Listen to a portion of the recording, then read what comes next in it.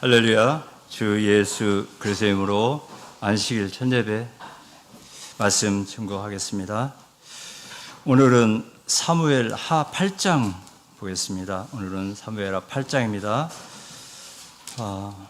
사무엘 하 8장 14절, 사무엘 하 8장 14절 같이 읽어보시겠습니다. 사무엘하 8장 14절 읽겠습니다.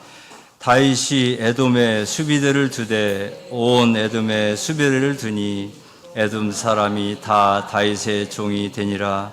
다윗이 어디를 가든지 여호와께서 이기게 하셨더라. 할렐루야. 예, 성도님들 한 주 마무리하는 그런 금요일입니다. 전에는 안식일이 주말이다 그랬는데 지금은 토요일하고 일요일을 같이 쉬어버려서 금요일이 이렇게 주말처럼 느껴집니다. 예. 한 주 동안 잘 지내셨죠? 예. 저도 어떻게 한 주가 지났는지 눈 깜짝할 사이에 한 주가 지나버린 것 같아요. 성도님들이 안식일을 기다리면서 이렇게 한 주를 보낸다는 것은 참 어떻게 생각하면 기쁜 그런 마음일 것 같기도 합니다. 저도 별로 할 일이 없어서 안식일을 기다리게 돼요. 안식일에 오면은 그래도 저와 비슷한 또래들이 같이 모여서 이런저런 얘기도 하고 하나님 말씀도 같이 나누고 또 하나님 말씀도 듣고 또 성도님도 만나고 그런 기쁨으로 한 주를 기다리는 것 같습니다. 이 안식일에도 하나님께서 큰 복을 내리셔가지고 원하는 그런 은혜 많이 받는 그런 안식일이 되었으면 좋겠습니다.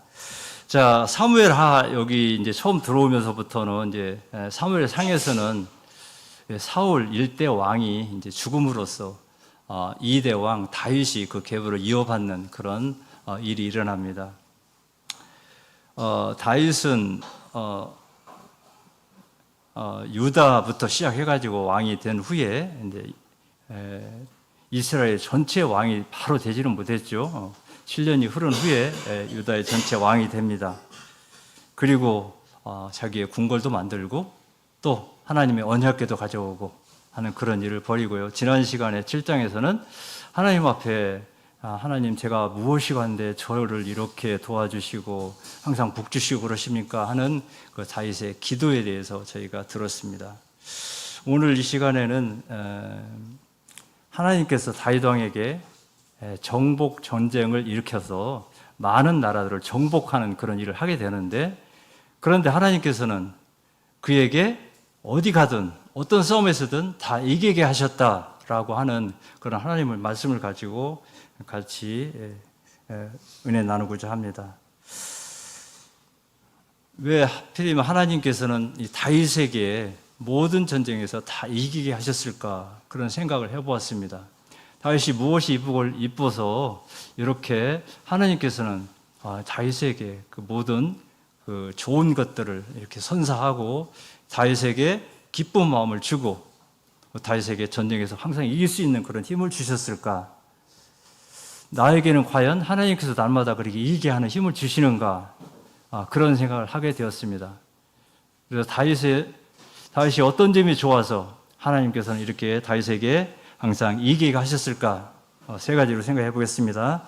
특별한 이유가 있을 것이다라는 그런 생각을 하는데요. 첫 번째는 하나님께서 이미 약속하신 것을 이루기 위해서 그래서 승리를 주셨다는 겁니다.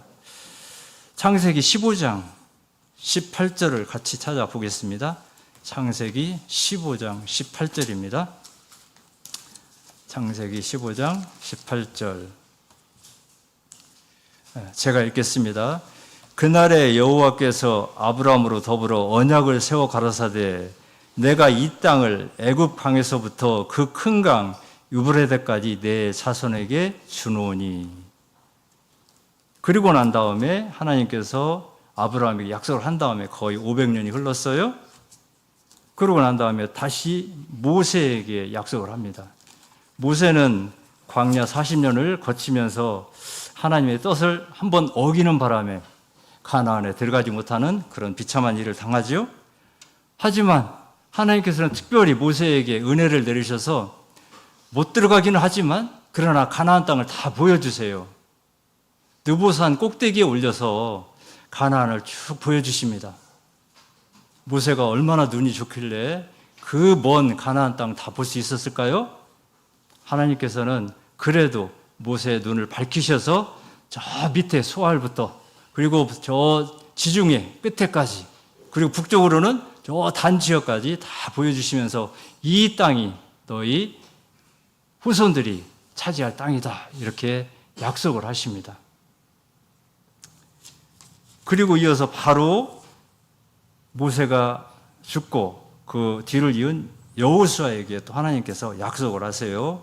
여호수아 3절 1장 3절 4절을 제가 읽어보겠습니다. 여호수아 1장 3절 4절 내가 모세에게 말한 바와 같이 무릇 너의 발바닥으로 밟는 그곳을 내가 다 너에게 주었노니 곧 광야와 레바논으로부터 큰 하수 유브라데에 이르는 해쪽 속에 온 땅과 또 해지는 편 대해까지 너희의 지경이 되리라. 이렇게 여호수아에게도 약속을 하십니다. 그리고 다시 500년이 지난 지금 다윗에게 그 주겠다고 하는 땅의 넓이를 다 주세요. 사무엘하 8장 1절 보겠습니다. 1절. 8장 1절. 이후에 다윗이 블레셋 사람을 쳐서 항복받고 블레셋 사람 손에서 메덱 암마를 빼앗았으니 메덱 암마 그 보면은 1번이라고 쓰여 있죠. 보면은 모성의 굴레라고 되어 있습니다.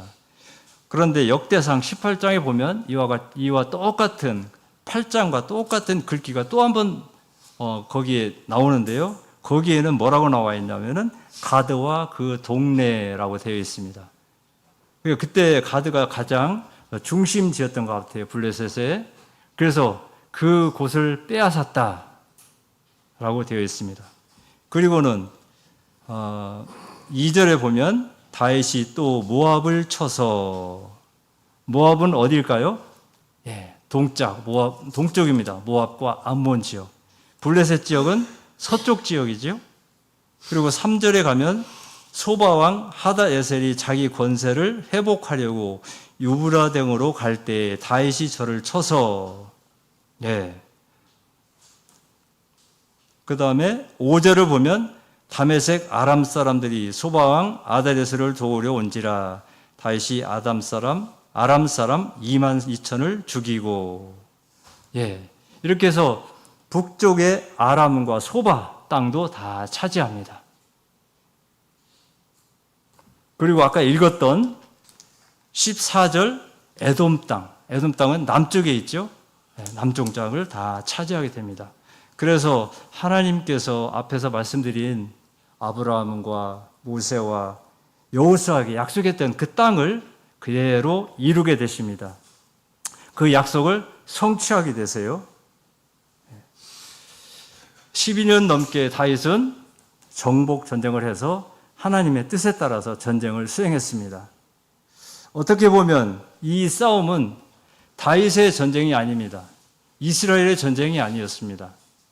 이 전쟁은 하나님께서 하시는 전쟁이셨어요. 왜? 하나님께서 그렇게 약속을 하셨기 때문입니다. 하나님께서 그 땅을 너에게 주겠다고 이미 천년 전에 약속을 하셨으니까 그것을 지금 다윗 때 이루시는 거예요. 그러므로 이것은 다윗이 하는 전쟁이 아니고 이스라엘이 하는 전쟁이 아니었습니다. 하나님이 직접 개입하신 전쟁이셨어요. 하나님의 언약을 이루기 위한 전쟁이셨어요. 그러므로 질 수가 없어요. 이길 수밖에 없습니다. 하나님께서 항상 이기게 하였다라는 그 말 속에는 하나님께서 승리를 다윗에게 기부했다라는 그런 의미가 들어있습니다. 하나님이 그냥 승리를 갖다 주었어요. 이미 정해진 상황입니다. 다윗은 그저 하나님 말씀에 따라서 전쟁만 수행하면 되는 그런 상황이었습니다. 우리는 가끔 하나님의 전쟁을 한다 이렇게 말을 하고 있습니다. 영적 전쟁이다 그렇게 말을 하지요. 오늘 나는 하나님을 믿고 정말 영적 전쟁을 수행하고 있는가? 가만히 생각해 봅니다. 정말 하나님께서 하신 약속을 믿고 내가 그 약속을 이루기 위해서 전쟁을 수행하고 있는가? 가만히 생각해 보면 어떤 때는 그런 것 같기도 하고 어떤 때는 전혀 그거와 관련 없이 하나님의 약속을 까맣게 잊어먹고 나의 싸움을 하고 싸우고 있는 그런 모습을 보게 됩니다. 아버지의 뜻이 아니고 내 뜻대로 싸우는 상황이 많이 벌어집니다. 하나님께서는 약속하셨어요. 세상 끝까지 너와 함께 하겠다. 안식일을 지키면 복을 주겠다. 너희가 물과 성령으로 나면 구원을 이루게 하겠다. 아버지의 뜻대로 하면 구원을 주겠다. 이게 모두 하나님께서 우리와 한 약속입니다. 근데 우리는 그 약속을 깜빡이 잊어버리고 삽니다. 세상 끝까지 너와 함께 하겠다. 얼마나 무서운 말씀이세요? 나와 항상 함께 하는데 내가 어문 짓 할 수 있을까요? 하나님의 뜻에 어긋나는 일을 행할 수가 없어요. 그런데 전혀 그것과 관련 없이 나는 내 삶에 찌들어 삽니다. 오늘도 하나님은 전혀 나와 관련 없이 살아요. 가만히 생각해 보면 제 삶이 그렇습니다. 그러다가 뜨끔하고 그러면 안 되는데 이런 생각을 해요. 그게 보통 저의 삶입니다. 로마서 7장을 보겠습니다. 로마서 7장 21절. 로마서 7장 21절. 로마서 7장 21절부터 25절까지 저와 함께 교독하시겠습니다. 21절. 그러므로 내가 한 법을 깨달았노니 곧 선을 행하기 원하는 나에게 악이 함께 있는 것이로다. 내 지체 속에서 한 다른 법이 내 마음의 법과 싸워 내 지체 속에 있는 죄의 법 아래로 나를 사로잡아 오는 것을 보는도다.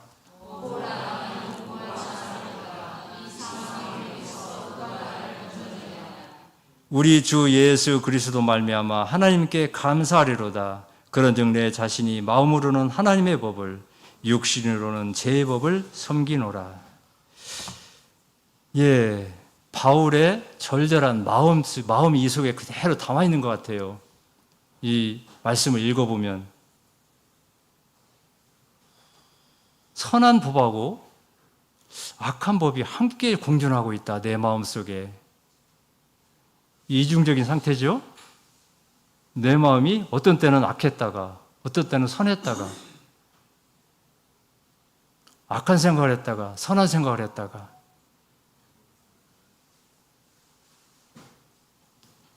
어떤 때는 믿음 있는 생각을 했다가 어떤 때는 세상적인 일을 생각했다가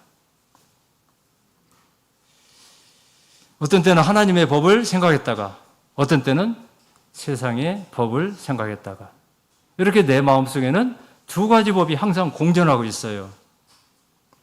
그래서 바울 사도는 오호라 나는 공고한 사람이로다 그렇게 말하고 있어요. 탄식을 하고 있는 거죠. 무슨 탄식인가요?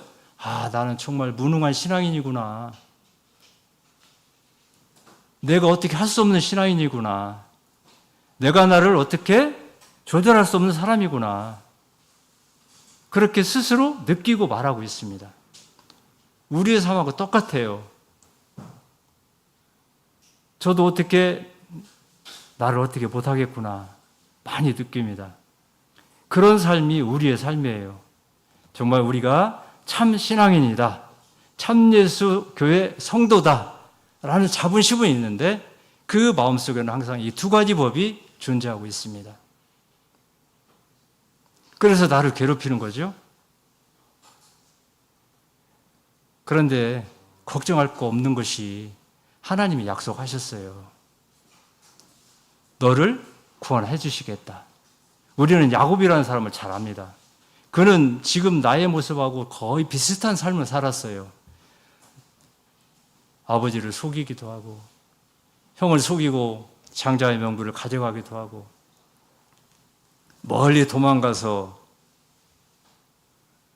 속임을 당하기도 하고, 광야에서 하나님께서 너에게 큰 복을 주겠다, 그러니까 이곳에 하나님의 성전을 만들겠습니다 약속하고는 돌아와서 쳐다보지도 않고, 하지만 하나님은 그 야곱을 사랑하셨어요. 끝까지 사랑하셨어요.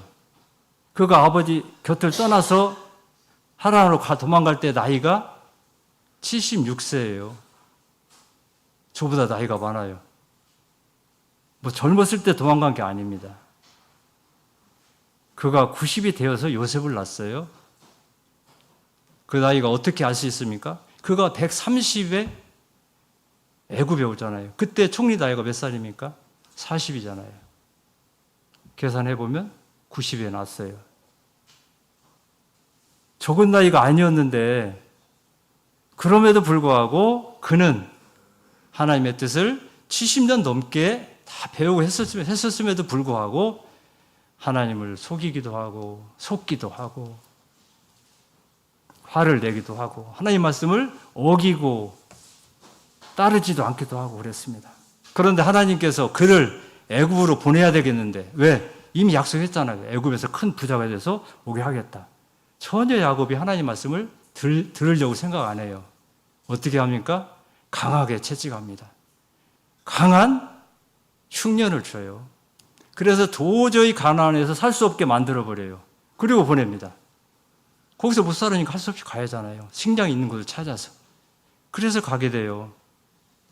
그러니 우리는 하나님의 약속을 가지고 있는 한 걱정할 것이 없어요. 왜? 하나님께서 그 약속을 이루기 위해서 우리를 어떻게든 움직이세요. 어떻게든 그 약속을 이루기 위해서 우리를 살살 달래가지고 끌고 가십니다. 다윗에게 승리를 준 이유도 거기에 있어요. 하나님 이미 약속하신 것을 이루기 위함입니다. 두 번째는 하나님을 전적으로 의지하는 겸손한 마음이 있었기 때문에 다윗에게 특별하게 이기게 하셨습니다. 본문으로 가서 사무엘하 8장 1절에 보면 블레셋 사람을 쳐서 항복시켰다라고 되어 있습니다. 그리고 4절에 보면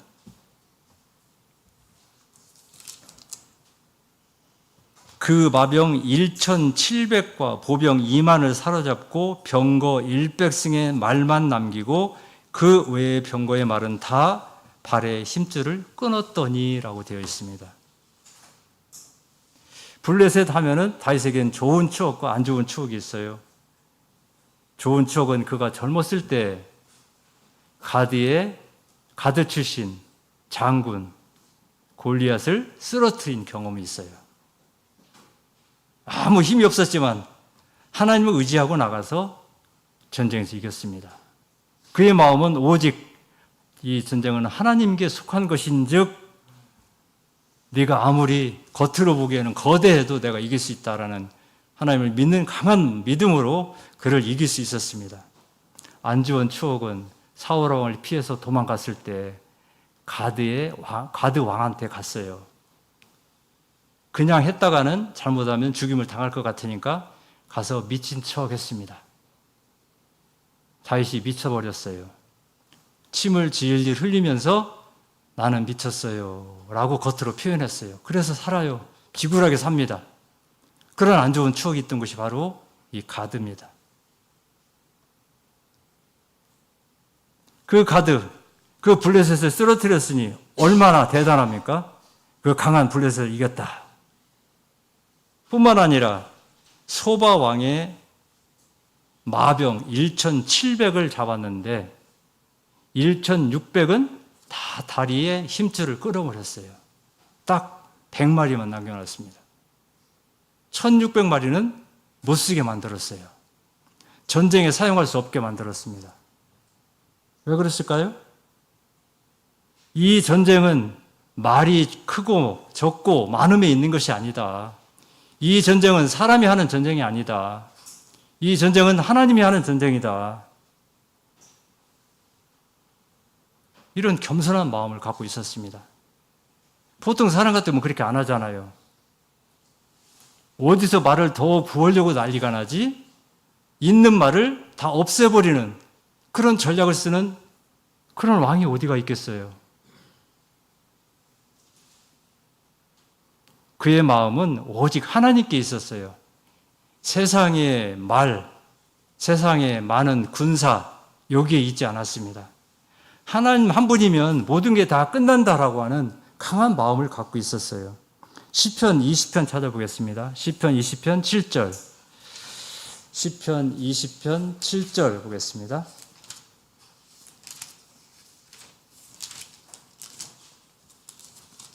다윗이 노래한 그런 시입니다. 시편 20편 7절. 혹은 병거, 혹은 말을 의지하나 우리는 여호와 우리 하나님의 이름을 자랑하리로다. 네, 사람들은 말을 의지하고 병거를 의지하고 무기를 의지하죠. 지금도 그렇습니다. 우리에게 병거와 말은 무엇입니까? 이 세상 사람들에게 병거와 말은 무엇일까요? 보통 우리 젊었을 때 그런 말 많이 들었죠. 너 무엇 이루기 위해서 이렇게 사니? 앞으로 어떤 사람이 되고 싶어서 사니? 이렇게 많이 물어봐요. 혹시 생각해 보셨어요? 생각 안 해봤어요.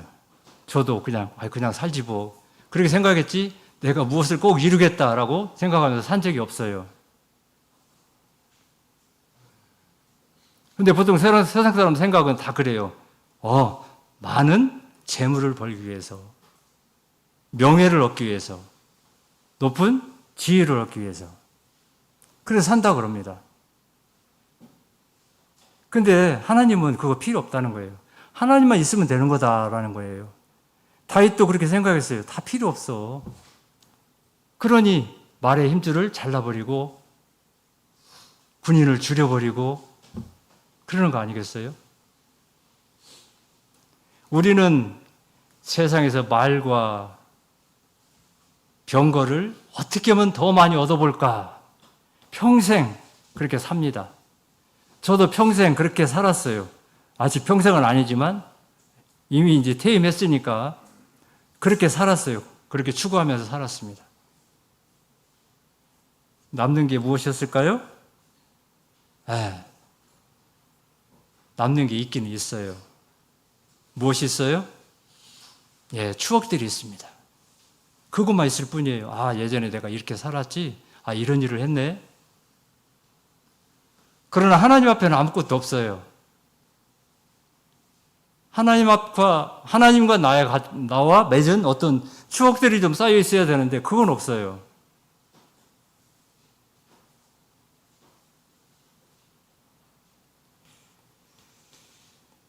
이스라엘은 병거를 의지하지 않았습니다. 다윗은 병마를 의지하지 않았어요. 전쟁은 하나님께 속한 것인즉이라고 하는 그 믿음, 그 하나만을 그는 의지했습니다. 그때 하나님께서는 승리를 주셨어요. 그게 다윗이 사는 삶의 원리입니다. 우리가 사는 삶의 원리는 무엇인가요? 우리도 어떤 하나님과 나와의 관계에서 영원히 이 삶이 계속 반복될 수 있는 어떤 삶의 원리를 가졌으면 좋겠어요. 내가 이렇게 하면 하나님이 기뻐하겠다. 그것을 계속 반복해 나가는 그런 신앙생활, 그런 것이 있었으면 참 좋겠습니다. 다윗은 좋은 것을 삶의 원리로 가졌습니다. 세상의 모든 것들은 나를 못 도와준다. 이기게 못한다. 오직 하나님만이 나를 이기게 한다라는 그런 삶의 원리를 평생 가지고 살았어요. 그렇게 겸손한 임금이었습니다. 그래서 그는 항상 전쟁에 나가서 이길 수 있었습니다. 제가 가끔 예전에는 좀 많이 봤었는데 요즘도 가끔 봅니다.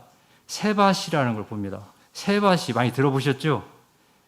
세상을 바꾸는 시간. 그게 요즘 말이 세밧이에요. 약 15분에서 20분 정도 사이 강연을 합니다. 그런데 제가 그 전에 많이 봤던 윤택이라고 하는 그 코미디언 있죠. 머리가 이렇게 부얼부얼 해가지고 이렇게 높은 사람이 있습니다. 그 사람이 나와서 세바시에 나와서 강연을 했어요. 그 사람은 나는 자연인이다 거기 많이 나오잖아요. 그 사람들이 많이 물어본대요.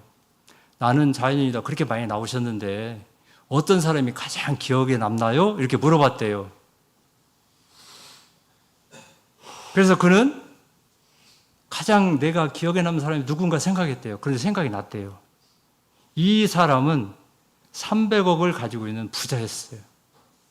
어떻게 해서 300억을 받았냐? 본인이 열심히 노력해서 받은 게 아니고 부모님으로 받은 땅이 마침 거기에 길이 나고 도로가 생기고 하면서 300억이나 벌었다는 거예요. 갑자기 돈이 300억이 생기니까 이 사람이 어떻게 할 줄을 몰라가지고 여기에 투자하고 저기에 투자하고 이 사람이 가져가고 저 사람이 가져가고 몇 년 안 돼서 다 잃어버리고 자기 통장에 0이라고 딱 찍혔더라는 거예요. 도저히 이렇게 많은 돈을 다 잃어버리고 0원이 딱 되니까 도저히 살 생각이 없었다는 거예요. 그래서 안 되겠다. 나 죽어야 되겠다. 생각해서 철물점에 가서 밧줄을 샀대요. 그리고 산으로 올라갔대요. 산으로 올라가서 나무에 밧줄을 메고 목에다 딱 걸고 이제 죽어야지.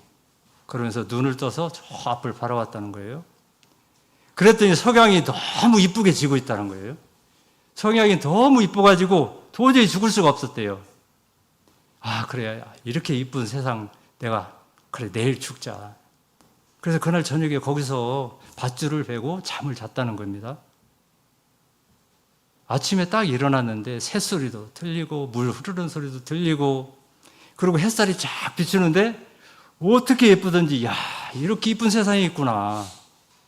그래서 목을 매지 못하고 내가 딱 며칠만 더 살아봐야지 하고 그날 얼른 내려가서 라면도 사오고 뭣도 사오고 이렇게 잠잘 수 있는 것도 사오고 해가지고 텐트에서 이렇게 생활을 했다는 겁니다.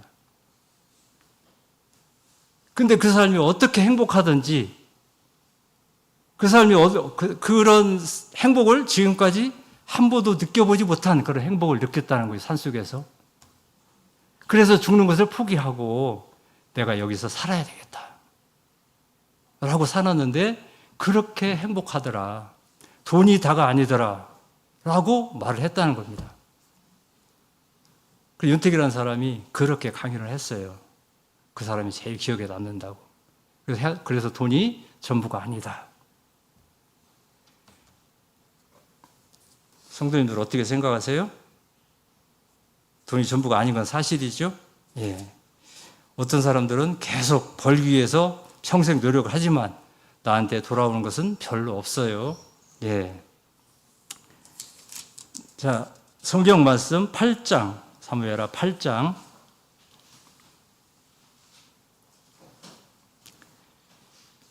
7절부터 보겠습니다. 다윗이 하닷에셀의 신복들이 가진 금 방패를 빼앗아 예루살렘으로 가져오고 또 하닷에셀의 고을 베다와 베로드에서 매우 많은 돛을 빼앗았으니라. 그 다음에 11절 다시 그것도 여호와께 드리되 저가 정복한 모든 나라에서 얻은 은금. 그 다음에 12절 곧 아람과 모압과 암몬 자손과 블레셋 사람과 아말렉에서 얻은 것들과 소바왕 르홉의 아들 하닷에셀에서 노력한 것과 같이 드리니라. 다윗은 전쟁에서 얻은 많은 물자들을 전부 하나님께 드리게 됩니다. 무엇을 위한 준비일까요? 지난 시간에 들었듯이 성전 건축을 위한 준비입니다. 다윗은 하나님으로부터 대짜를 맞았어요. 하나님, 제가 성전을 건축하고 싶어요. 그러니까 하나님께서 안 된다. 너는 성전을 건축할 수 없다. 그러면 제가 준비라도 하겠습니다. 라고 하는 건 마음으로 지금 준비하고 있어요. 얼마나 준비했을까요? 제 개인적인 생각으로는 한 30년은 준비하지 않았을까. 그가 40년 왕위에 있었는데 10년은 빼고 정신 없었으니까 빼고 뒤에 30년 동안은 하나님을 위해서 이렇게 물자를 준비하지 않았을까 하는 그런 생각을 합니다. 우리는 하나님의 성전을 빨리 건축하기를 바랍니다.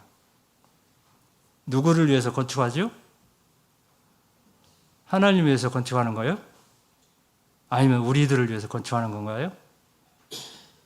예, 우리가 불편하니까 건축하는 거잖아요. 하나님을 위한 성전 건축은 잘 안 하잖아요. 우리가 불편하니까 성전 건축하자 그럽니다. 하나님이 예스 하셨어요? 예. 하나님은 예스 하셨는지 잘 몰라요. 그럼 어떻게 하면 될까요? 예, 다윗처럼 준비해야 됩니다. 우리가 30년을 준비하든 10년을 준비하든 준비해야 돼요. 지금부터 우리가 기도하자. 일주일에 한 번씩 기도하자. 그리고 하나님이 예수 하실 때까지 기도하자. 하나님께 묻는 게 처음이잖아요. 하나님께 묻지 않고 성전을 건축하자. 진짜 맞습니다. 어떤 교회에서 그랬습니다. 갑자기 임원들이 모여가지고 우리 성전 건축을 위해서 땅을 사자. 어떻게 됐을까요? 다시 원위치 됐어요. 왜? 급하게 사다 보니까, 기도 없이 사다 보니까 들어가는 진입료도 없는 땅을 사버렸으니.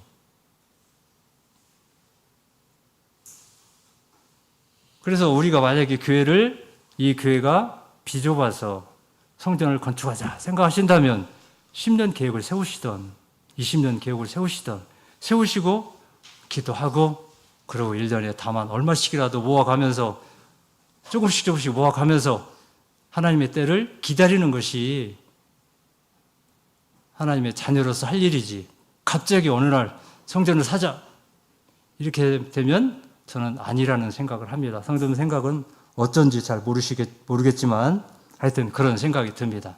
그래서 성전을 건축하자고 생각하신다면 지금부터 임직원이 모여가지고 임직자 모여서 얼마 계획을 세우시고 1년에 우리 최소한 5천원 저축할 수 있을 것이다. 그래서 얼마 저축하자.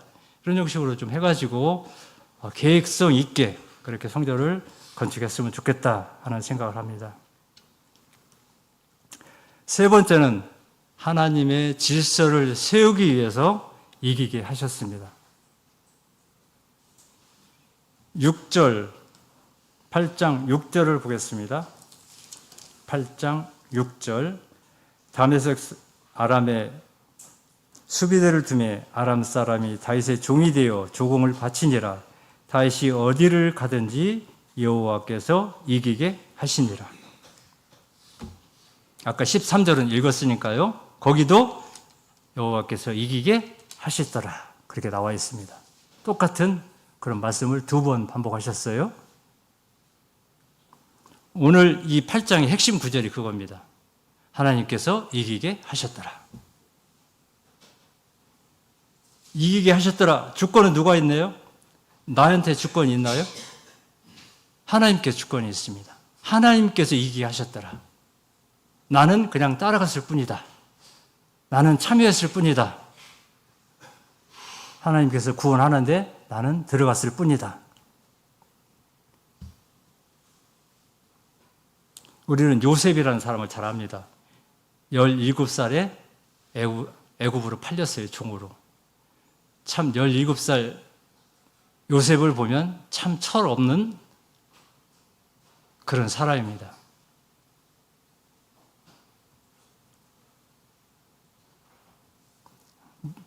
미성숙한 사람이죠. 자랑이나 했었고 형들 마음이나 후벼 팠었고 말을 아무렇게나 해가지고 잘못해서 형들 마음을 상하게 하고 그런 사람이에요. 그런데 뭐가 이쁘다고 하나님께서 그의 앞길에 형통함을 주셨을까요?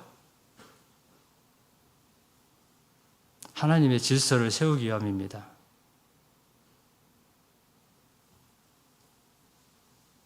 로마서 8장 30절을 보겠습니다. 로마서 8장 30절. 로마서 8장 30절.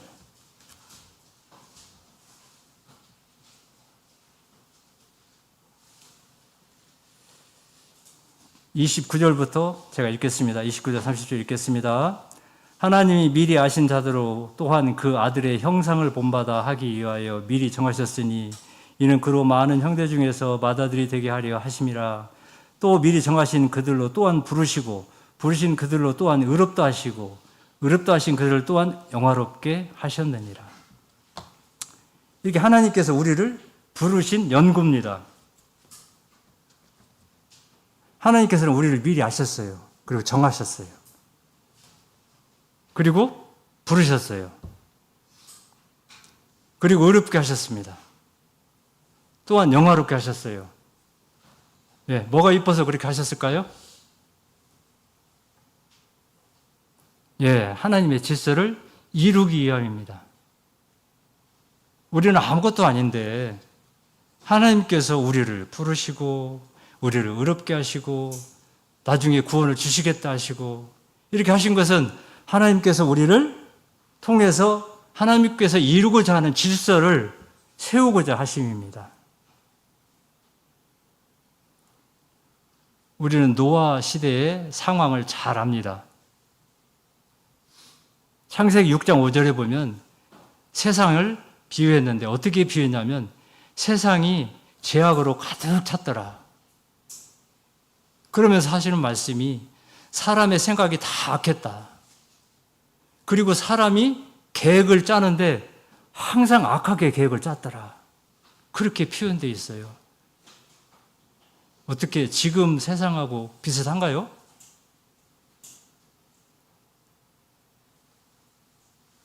요즘에 뭐 캄보디아에서 뭐 일이 벌어지고 어쩌고 하는 얘기를 들어보면 어떻게 사람이 저럴 수 있을까?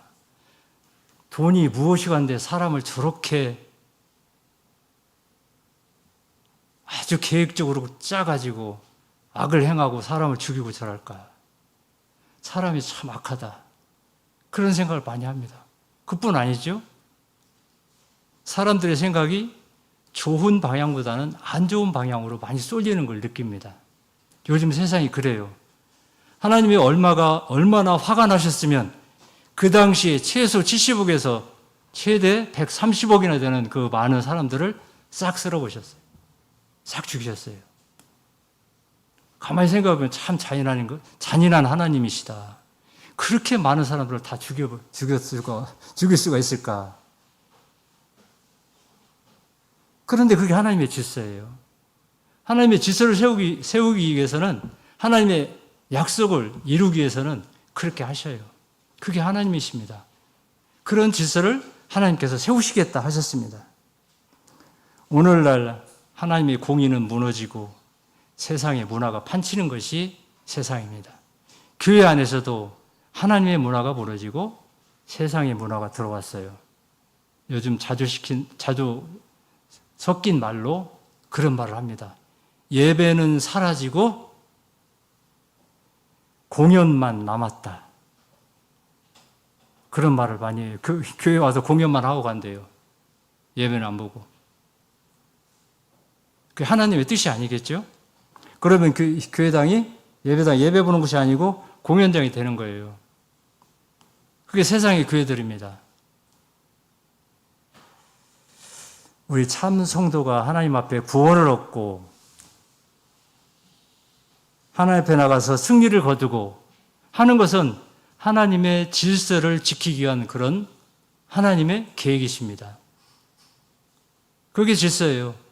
참 성도가 구원을 얻지 못하고 이상하게 하나님을 믿는 하나님 말씀대로 하지 아니한 이상한 사람들이 구원을 얻는다. 그것은 하나님의 질서가 아닙니다. 그들은 다 하나님께서 멸하실 거예요. 그게 하나님의 질서예요. 하나님 어떻게 보면 잔인할 것 같기도 하지만 그게 하나님의 질서입니다. 하나님의 질서를 세우기 위해서 우리는 참 교회 성도가 되었습니다.